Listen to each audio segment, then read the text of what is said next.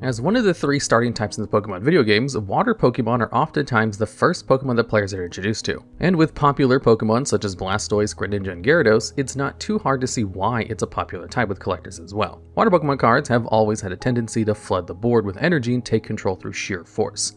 In this video, we'll take a look at some of the best cards ever to feature the water type, and how they've impacted the game at their time. And at number 10, we have Palkia G Lv.X from Platinum. Its Lost Cyclone ability can be used once per turn, and has either player put Pokemon cards from the bench into the Lost Zone until they've only got 3 Pokemon remaining on their bench. Its Hydro Shot attack requires 2 water and 2 colorless energies to discard 2 energies from itself in order to deal 80 damage to one of your opponent's Pokemon in play. The way the level X Pokemon work is that they can only be evolved onto the active spot, but afterwards retain every attack, Pokepower, and Pokebody from their previous stage, which is why we also have to take a look at Palkia G to see what makes Palkia G Lv.X so good. Palkia G has 2 attacks. Its first attack, Splashing Turn, needs 1 water and 1 colorless energy, deals 20 damage, and then lets you switch Palkia G with one of your bench Pokemon. Pearl Breath deals 50 damage for 1 water and 2 colorless energies, and in addition deals 10 damage to each of your opponent's bench Pokemon. When the Platinum expansion was released in 2009, the entire game as people knew it was changed drastically, thanks to a new archetype of cards that were introduced to the game. SP Pokemon featured a variety of Pokemon that normally had to evolve, such as Crobat G and Bronzong G, which normally would have to evolve from Zubat into Golbat and finally into Crobat, or from Bronzor into Bronzong. These Pokemon could now be put into play immediately, and to top things off, these already very strong basic Pokemon with high amounts of HP got a bunch of support cards that gave them even bigger edges over regular Pokemon. Team Galactic's invention Poketurn and Energy Gain were the front runners in terms of power level. Poketurn is an item card that allows a player to pick up one of their SP and all cards attached to it and return it to their hand. Energy Gain is a Pokemon tool card which reduces the attack cost of every attack of the SP Pokemon it's attached to by 1 colorless energy, providing them with incredible utility to use their attacks faster. The archetype also featured one of the most unique cards ever in the Pokemon TCG, Power Spray. Power Spray is an item card that can be used from your hand during your opponent's turn to prevent them from using one of their Pokepowers. The only requirement is that you need to have at least 3 SP Pokemon in play in order to use it. Palkia G Lv.X is one of these SP Pokemon as well, and back when the first few of them were released, it was among the best ones, and its influence was shown immediately. The 2 best decks going into the Diamond and Pearl to Platinum format both featured it as their main attacker. The most popular deck simply featured Palkia G Lv.X alongside other various SP Pokemon with different types to cover the weaknesses of popular Pokemon of the format, and useful Pokepowers to help its strategy. The second deck was Palkia Lock, a deck that made heavy use of Palkia's Pokepower. Instead of other attackers to pair with Palkia, this deck used a ton of support Pokemon with useful abilities that can be used when they're put into play. Since those usually weren't SP Pokemon, Poketurn could not be used to pick them up and reuse them. So instead of relying on item cards to reuse them, this deck simply put them into the Lost Zone, with a Lost Cyclone to clean up the bench and then use different copies of those Pokemon, as the deck ran up to 4 copies of the important ones. This Pokepower can also be used to get rid of heavily damaged Pokemon once the deck ran out of Poketurns to heal its main attackers. If it wasn't for this set released right after Platinum, Palkia would probably be much higher on this list due to its ability to abuse all the broken SP-specific cards, and having a solid attack for the format standard at the time. Unfortunately for Palkia, one of the best cards in the game ever was released in Rising Rivals, Luxray GL Lv.X. This card had all the SP-specific benefits, an incredibly powerful attack, and, most importantly for Palkia's dominance, the lightning typing, so that it could easily knock out Palkia. Even with that in mind, Palkia G Lv.X is still one of the best water Pokemon of all time. And at number 9, we've got Kingdra Prime from Heart Gold and Soul Silver Unleashed. Once per turn, its Spray Splash Pokepower allows you to put 1 damage counter on one of your opponent's Pokemon in play. Dragon Steam deals 60 damage for 1 energy, but if your opponent has any fire Pokemon in play, it only deals 20 damage. Even though its attack was solid at the time of its release in 2010 to pick up knockouts on various low HP basic Pokemon, Kingdra Prime has always been more of a support Pokemon than a main attacker. Having a Pokepower that provides you with additional damage each turn is incredibly useful in slower paced formats, which was definitely the case back then. Pokemon also had much lower HP in general, meaning that Kingdra's additional 10 damage was much more significant than 10 damage is now. And abilities that deal as little as 10 damage still see play to this day. Back when Kingdra came out, the game also had a couple of differences in terms of card functionality and general rules that helped it to be even more useful. The rare candy item card that allows you to evolve one of your basic Pokemon in play to its stage 2 could be used on a Pokemon that was just being put into play, rather than having to wait an additional turn. This allowed many decks that already ran rare candy anyways to include just a Horsea and 1 Kingdra Prime to get into play eventually for damage modification. Nowadays, this strategy would be much too risky, as the Horsea could just be picked off as an easy knockout after being put into play, before you even got to use your rare candy. While it already saw a decent amount of play shortly after its release, the existence of Crobat G in the format limited the amount of decks that were willing to use Kingdra Prime. Crobat G's Flash Bite Pokepower let you put 1 damage counter on one of your opponent's Pokemon when you put onto the bench, and can be reused thanks to Poketurn. This was much less of a commitment compared to Kingdra, and also allowed a deck that ran Crobat G to use a lot of the other powerful SP Pokemon related cards. In 2011, however, all the cards released prior to Heart Gold and Soul Silver rotated, opening the ways for Kingdra's success. Funnily enough, this was also the time when the way a rare candy worked changed to how it does right now, taking away the instant evolution ability, meaning that Kingdra never got to be among the top cards in the game while being able to be used with the arguably better version of rare candy. Its popularity declined heavily once high HP EX Pokemon were introduced to the game in Black and White and X Destinies, and pushed a lot of older cards into binders due to the game's increased power level. And at number 8, we've got Greninja BREAK from X and Y Breakpoint. As a break Pokemon, it's purely additive, giving you access to a new ability and some more HP.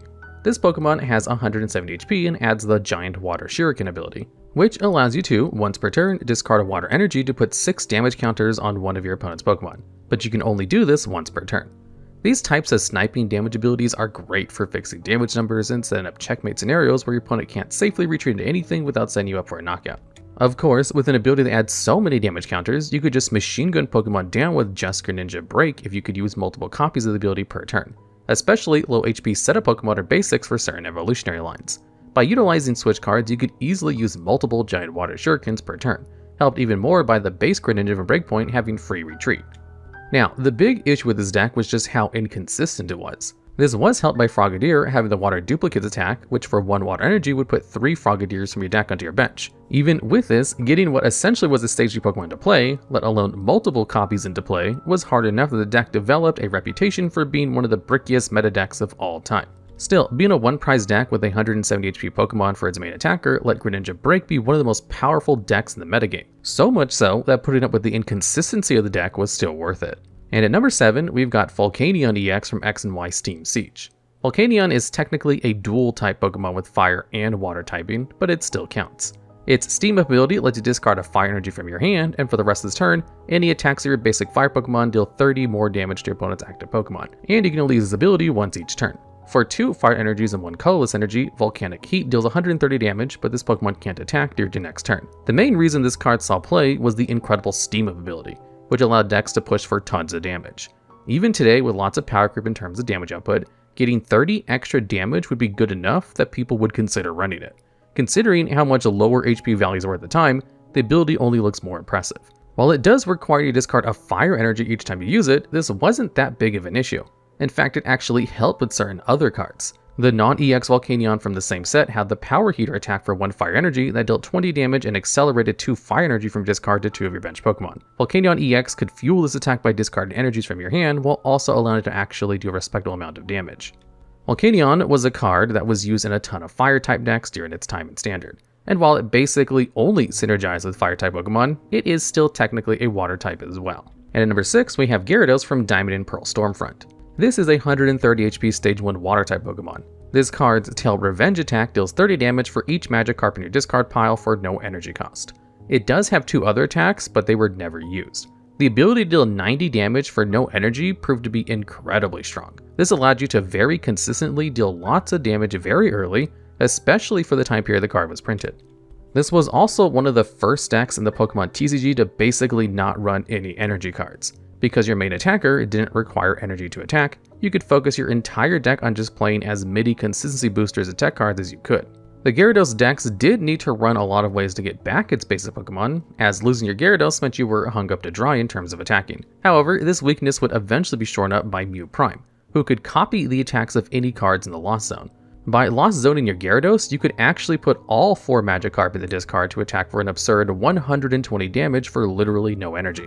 Since then, we've seen different takes on this type of deck, including a new version of Gyarados with a very similar attack in the Burning Shadows expansion. Gyarados SF isn't only a powerhouse, it's maybe one of the most iconic versions of the effect around. And at number 5, we have Palkia VStar. Its VStar power, Star Portal, attaches 3 water energies from your discard pile to your water Pokemon in any way you'd like, making it a powerful way to quickly set itself up and or other attackers on your field. Under normal circumstances, this would easily be the second best or maybe even the best ability on this list, but the limitation of it being a V-Star power, and therefore only being able to be used once per game, makes it less impactful over the long run of the game. compared to the rest of this list. Its attack, Subspace Swell, deals 60 damage plus 20 more for each Pokemon on either player's bench, getting up to 260 if both benches are full. This raw power in addition to good water type support immediately made Palkia VStar the best deck when it was released. But this doesn't mean that it has only been used by itself. Multiple different water attackers have benefited from Star Portal since Palkia VStar's release. The first attacker it was paired with was Ice Raider Calyrex VMAX, which is capable of dealing up to 250 damage with its Max Lance at the cost of 2 discarded energies. This helped Palkia VStar to beat decks that tried to abuse its lightning weakness or simply tried to play with a low bench size to mitigate Subspace Swell's damage. Its more successful partner in crime came in the form of Kyurem VMAX, which was released in Lost Origin.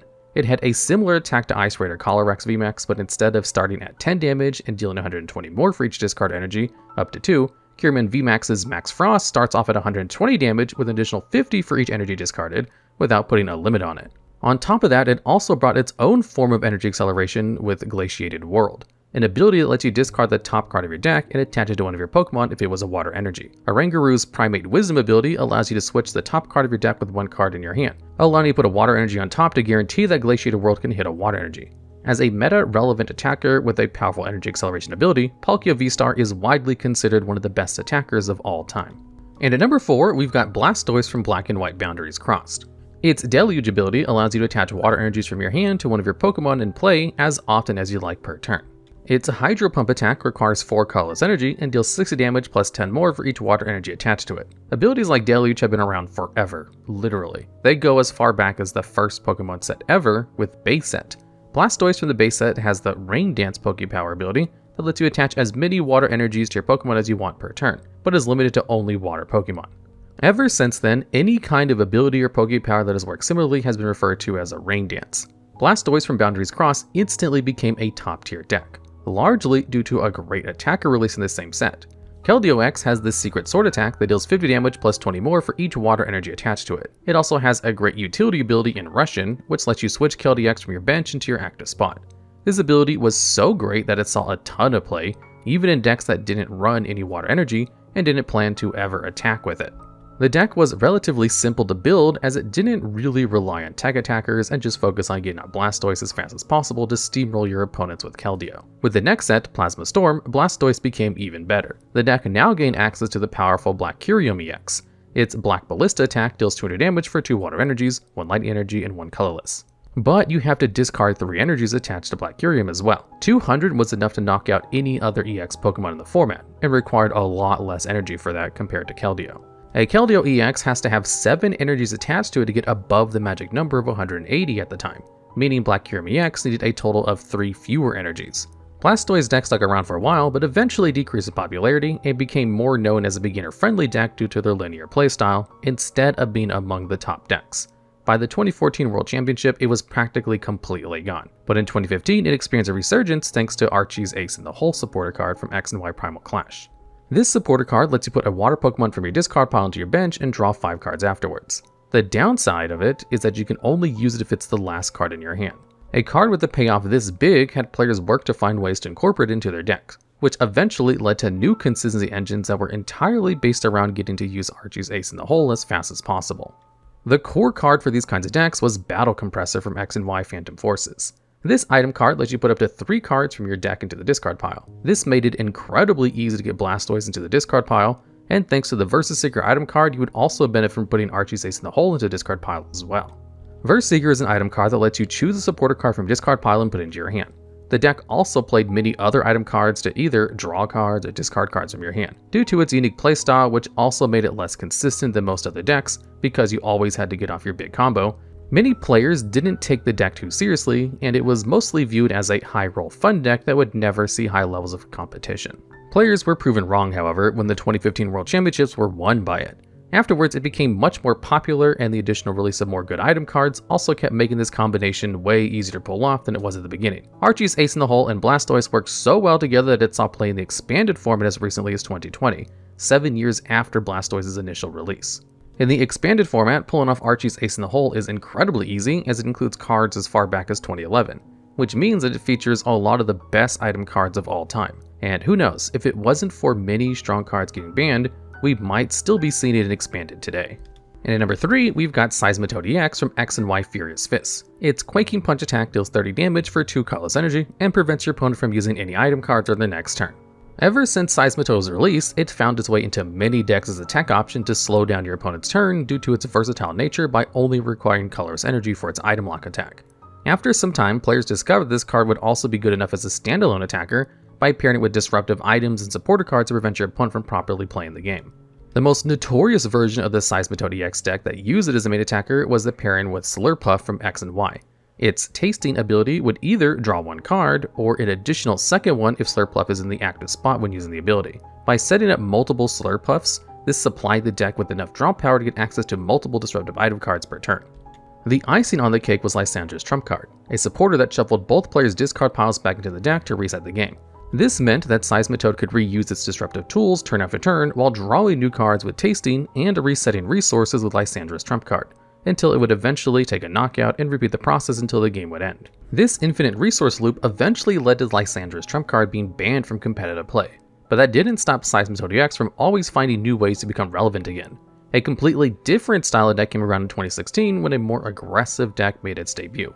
Instead of focusing on Quaking Punch, this deck would try to use Grenade Hammer quickly to apply pressure. Thanks to Max Elixir, an item card that looked at the top 6 cards and attached the basic energy you would find there to a bench Pokemon. This deck still kept Quaking Punch as a tool to slow down your opponent, but was fundamentally different to the Slurpuff control deck from before. Its versatility, disruptive oppression, and meta relevance over a long period makes Seismitoad EX one of the best disruptive attackers of all time. And at number 2, we've got Radiant Greninja from Sword and Shield Astral Radiance.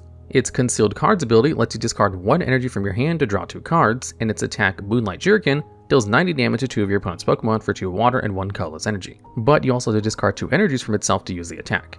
Each deck can only include 1 Radiant Pokemon. While both the ability and the attack on this card were incredibly powerful, you didn't necessarily need to be able to use both of them for Radiant Greninja to be an all-star. Basically, every deck wanted to play Radiant Pokemon somewhere in the list during its run through Standard, as they give you a ton of power without being a huge liability thanks to only giving up 1 prize. Greninja quickly became one of the most popular Radiants thanks to its powerful Concealed Cards ability. Basically, every deck wants to draw cards, and almost every deck plays energy cards, so it could easily be slotted into most decks. Sure, decks did play other Radiants, but lots of decks didn't have a strategy that worked with any other Radiants. Greninja was almost the default Radiant, the one that decks would fall back on if they didn't have a better Radiant to take its place. Now, that's just the Concealed Cards ability, but Moonlight Shuriken has proven to be a great attack. Throughout most of its time in the meta, there's been tons of 90 HP or less Pokemon rotating on people's benches, and Radiant Greninja is more than happy to pluck them. This was made even better by the presence of the aforementioned Palkia VStar, whose VStar power gave you the perfect amount of energy to power Radiant Greninja. This could let you go from using Greninja as a support Pokemon to using it as an attacker seemingly out of nowhere. You could even drop Radiant Greninja on that turn, so your opponent's low HP Pokemon were never safe. Other decks with various forms of energy acceleration have taken to playing Radiant Greninja, and it's likely to continue seeing competitive play right up until the day it rotates. And finally, at number 1, we've got Inteleon from Sword and Shield. Its Shady Dealings ability lets you search your deck for 2 trainer cards when you evolve it, and its Aqua Bullet attack deals 120 damage to your opponent's active Pokemon and 20 to one of their bench Pokemon for 1 water and 1 colorless energy. While its attack was solid for its time, making it possible to set up 2 knockout hits on popular Pokemon combined with the fantastic consistency ability, those aspects by themselves wouldn't have made it one of the best water Pokemon of all time, especially considering that it's a stage 2 Pokemon, which usually needs more than just a decent attack and good ability to become good. What made it so great are other parts of its evolutionary line. Starting off, its basic Pokemon, Sobble. Even though the Sword and Shield expansion immediately introduced multiple different versions of this Pokemon to the game, none of them were noteworthy.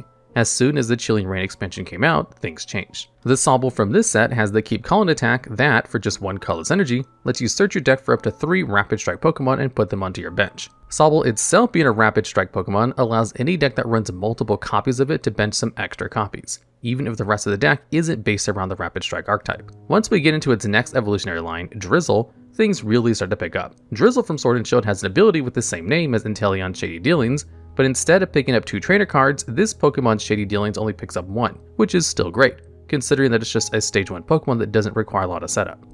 After that we get to Inteleon itself, but this isn't where things end. A different Inteleon from the same set as Sobble, Chilling Reign, also helped with this card's popularity. Inteleon has the ability Quick Shooting, which lets you put 2 damage counters on one of your opponent's bench Pokemon. This in itself would already make the Inteleon line an amazing engine to provide both consistency and utility, but it got much better thanks to one of the best item cards of all time.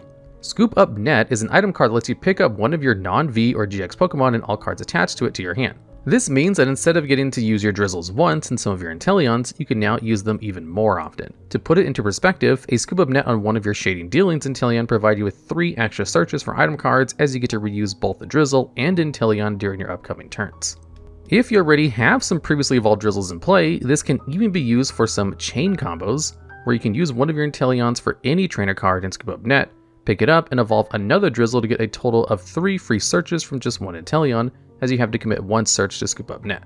The same concept can also be used for Quick Shooting Inteleon to get some extra damage into play. Both of these Inteleons have been used in an insanely large variety of decks since their release, many of them being amongst the top decks at the time, largely thanks to this incredible engine. While Quick Shooting Inteleon could have made it onto this list, the fact that Shady Dealings was the main reason it even became viable and often got used without Quick Shooting, even after its release, puts it ahead of it. The Inteleon engine is widely considered one of the best engines to ever exist in the Pokemon TCG, and it's probably going to take a long time until we see something even remotely close to it. Alright, and that's the list. If you know of any other ideas similar to this one you'd like to see us cover, please let us know down in the comments below.